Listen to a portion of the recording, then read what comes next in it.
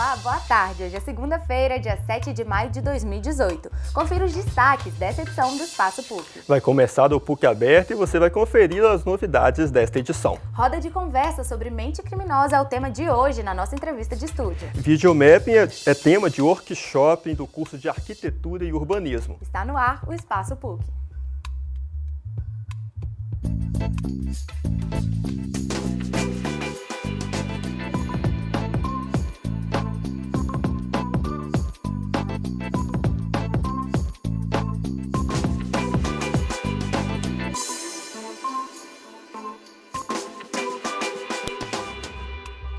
Em todas as áreas é essencial estar por dentro do que acontece de novo no mercado.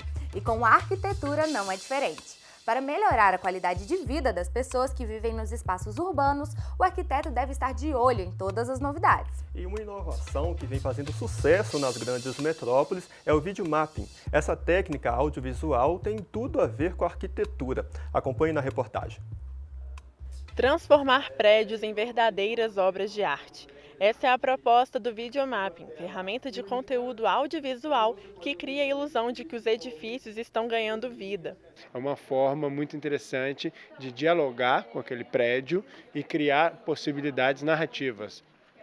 Tanto esses movimentos internos do prédio, como criar mensagens, criar uma narrativa com fins comerciais ou com fins artísticos. É uma técnica que eu acho que é do fim dos anos 90 e acho que ela traz um interesse para o pessoal da arquitetura porque ela trata dos edifícios e chama atenção para esses edifícios. E para alcançar o resultado final, o processo é longo. Primeiro você tem que ter uma referência da estrutura do edifício.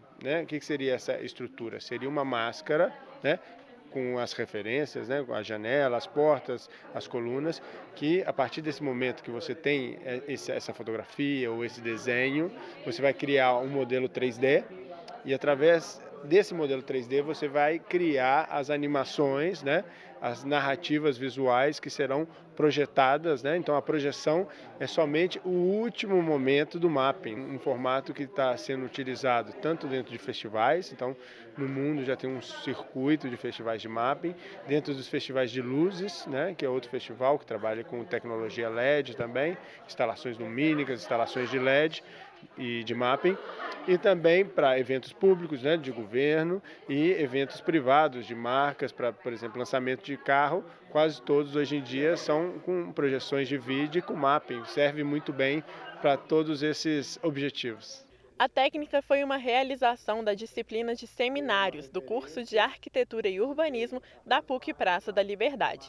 Além de palestra, os alunos também participaram de um workshop durante os 3 dias de evento para produzir videomappings. O aluno, além de ter uma referência teórica sobre linguagem, ele também tem a possibilidade de conhecer os programas e conhecer essa metodologia, que eu comentei da pré-produção, da produção de conteúdos e do dia do evento, que essa metodologia possibilita para ele realizar depois um mapping a pequena e grande escala. É uma metodologia que funciona para esses formatos. Esses eventos fazem parte de uma disciplina chamada seminários, cuja função é exatamente poder trazer convidados, normalmente internacionais, para trazer experiências novas, contemporâneas, internacionais mesmo, para sair um pouco do currículo padrão, trazer experiências que não estão necessariamente dentro da grade curricular prevista. A ferramenta estimula a criatividade e permite que os estudantes percebam melhor a arquitetura ao redor. Eu acho que é importante porque abre muito a nossa visão do que a arquitetura pode fazer. Então, a arquitetura está sendo aplicada aqui de uma forma que, quando eu entrei no curso, eu nunca imaginei que ela pudesse ser aplicada. E é muito interessante nós podermos conhecer e abrir esses horizontes. Eu já conheci a técnica, eu tive contato com ela uma vez que eu viajei para o exterior, mas eu não sabia das várias possibilidades que tinha, inclusive para a arquitetura, o tanto que tem o potencial de alterar uma fachada e assimilar isso com som, vídeo, é bem bacana. Projeções como essas foram exibidas no prédio da PUC na Praça da Liberdade como resultado da produção dos videomappings do workshop, espetáculo de luzes, cores e som.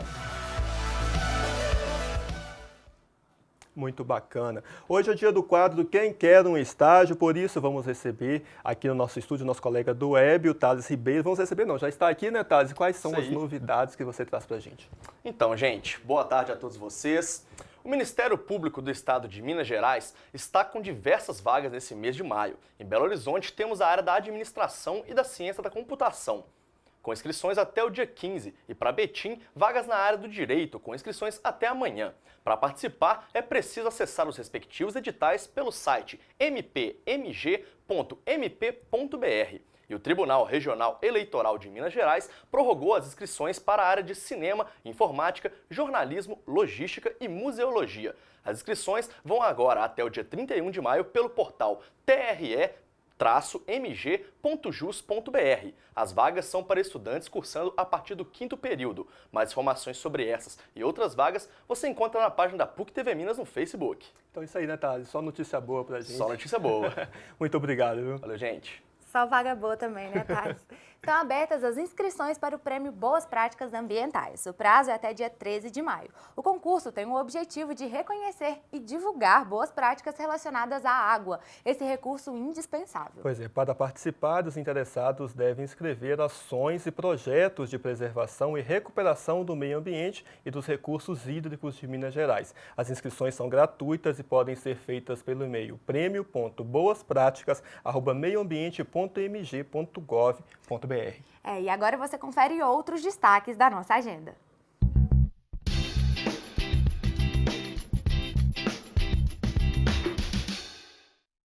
O jornalista e professor da PUC São Paulo, Leonardo Sakamoto, participa hoje, na PUC Minas, São Gabriel, às 7 da noite, da abertura do Manifesto, evento realizado pelos cursos de jornalismo e publicidade e propaganda no teatro daquela unidade.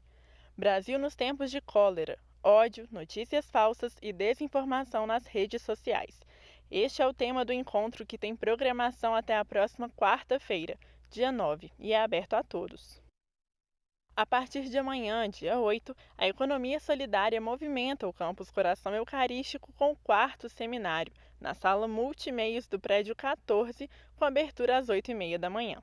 De quarta até sábado acontece a 9ª Feira de Economia Solidária, próxima ao Teatro João Paulo II, prédio 30, de 9 da manhã às 2 da tarde. As atividades são promovidas pela Pró-Reitoria de Extensão e são abertas a toda a comunidade. E está quase tudo pronto para a 20ª edição do PUC Aberta, que acontece no Campus Coração Eucarístico. E a Lorena Vale quem traz mais detalhes para a gente sobre esse importante evento. Começa nesta terça-feira a 20ª edição do PUC Aberta aqui no Campus Coração Eucarístico. Durante o evento, alunos de diversas escolas de Belo Horizonte e do interior terão a oportunidade de conhecer os cursos da universidade. A Feira dos Cursos de Graduação vai acontecer no estacionamento da biblioteca, próximo ao prédio 42. Também serão realizadas visitas a laboratórios e oficinas. E a PUC TV vai acompanhar toda a programação de perto. Então fique ligado, o PUC Aberta vai até o dia 11, sexta-feira, de 1 às 6 da tarde. Para mais informações, acesse pucminas.br/PUC Aberta. Lorena Vale para o Espaço PUC. Muito legal. E no próximo bloco nós vamos falar da roda de conversa que acontece na PUC Minas e tem como tema mente criminosa e análise da inteligência criminal no mundo contemporâneo. O nosso convidado de hoje é o professor Vinícius Dias, que vai dar mais esclarecimentos sobre esse importante assunto. Daqui a pouco a gente volta já.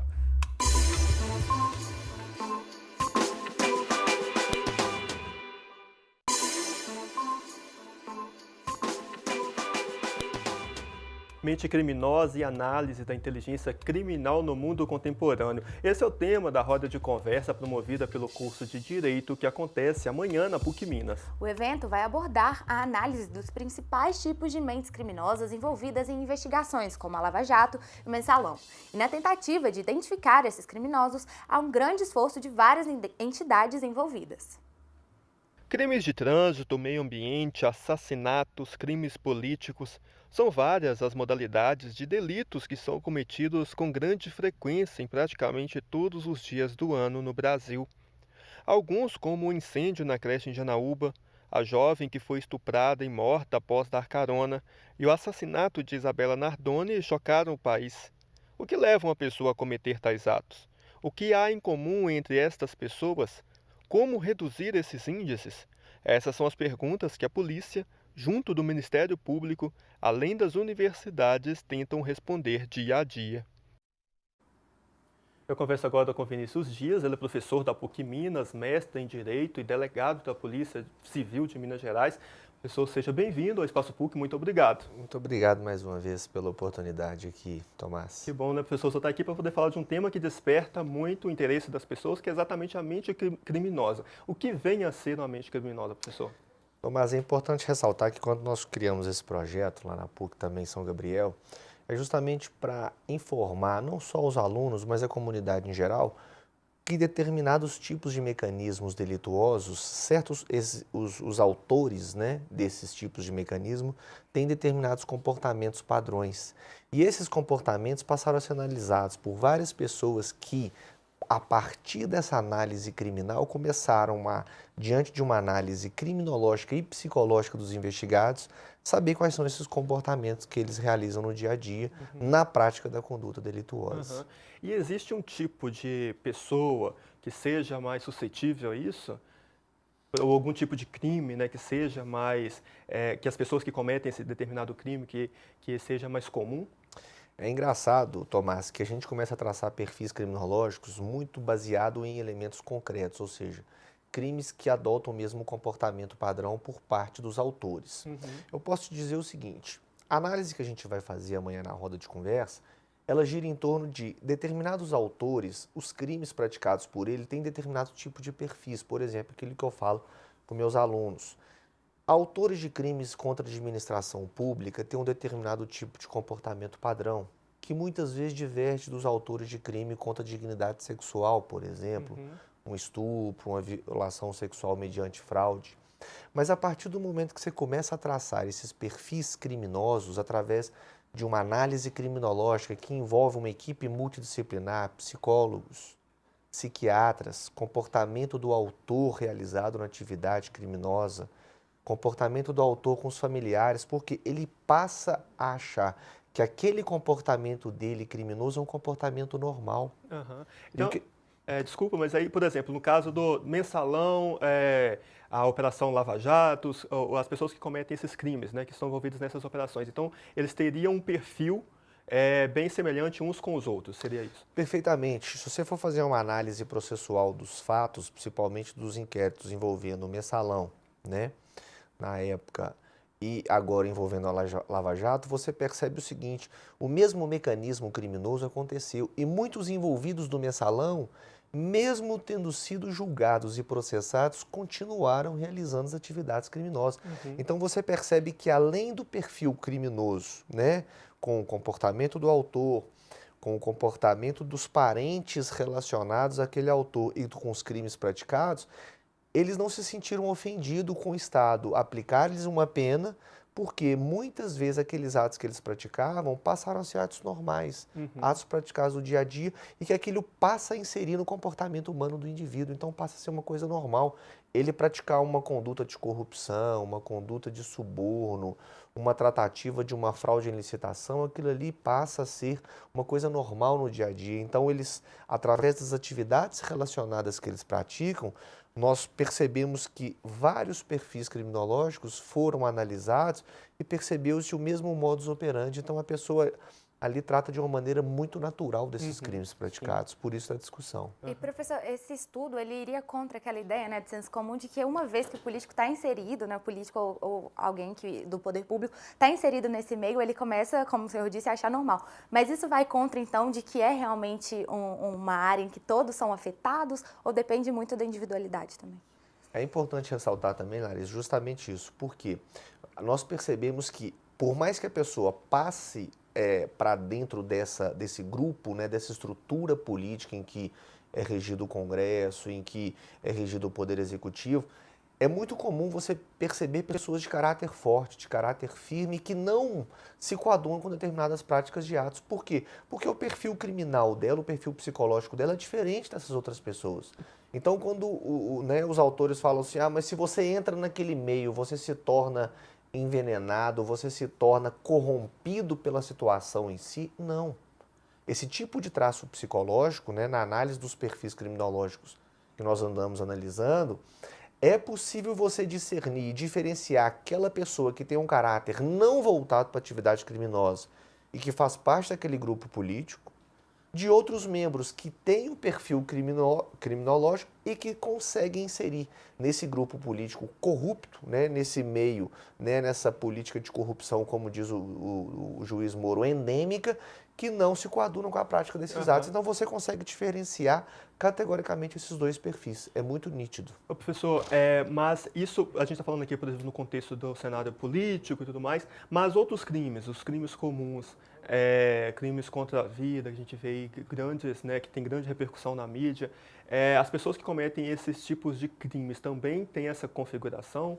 É importante ressaltar, Tomás, que aí já passa por uma outra seara, porque é aquilo que eu mencionei com vocês, aqueles crimes mais violentos, né, e que está inserido uma população de baixa renda, uma população que não teve uma assistência à saúde, que não teve um assistente, né, social, que não teve um mínimo de subsistência, tem um perfil criminológico diferente daquela pessoa que realiza os crimes, por exemplo, contra a administração pública, que teve total assistência cultural, total assistência material, que vem de famílias bem abastadas. Então, o perfil criminológico desses dois indivíduos, eles são totalmente diferentes. E no momento do cometimento do crime, você tem que analisar esse perfil. Então, a análise de perfil passa por essa estrutura de produção, de desenvolvimento humano que foram criados em ambientes diferentes. E a partir do momento que eles são criados em ambientes diferentes, isso também vai refletir no aspecto criminológico dos investigados, dos envolvidos. Quando no caso do crime político, né, o crime contra a administração pública e tudo mais, essas pessoas que cometem esses crimes, só acredita que elas, o senhor falou já, né, que elas não entendem isso como algo normal. Mas por que isso? Quais os fatores que o senhor atribui a esse cometimento? Tomás, isso também vem de um fator histórico, porque o Brasil nunca foi aquele país em que perseguia essas pessoas envolvidas nesses crimes, né, de corrupção, crimes envolvendo a administração pública, vinculado ao Poder Executivo, ao Poder Judiciário, ao Poder Legislativo. Então, o primeiro elemento característico de que, para eles, esse sistema montado processual e do judiciário não os afeta, não os atinge. Então, a primeira sensação que reflete a prática desse ato é: se alguma coisa vir acontecer comigo, eu vou ter um bom advogado, o Poder Judiciário não vai me atingir, porque determinadas características eu consigo ter um contato com o colega, que é amigo do juiz, um contato com o promotor. Então, você percebe que a prática desse ato por parte dessas pessoas traça um perfil de que o Poder Judiciário não os vai atingir. E não atingindo, facilita com a prática delituosa, reiterada. Pessoal, nosso tempo está curtíssimo já, mas amanhã é um tema muito legal, muito interessante. Amanhã essa conversa vai continuar lá na roda de conversa, né?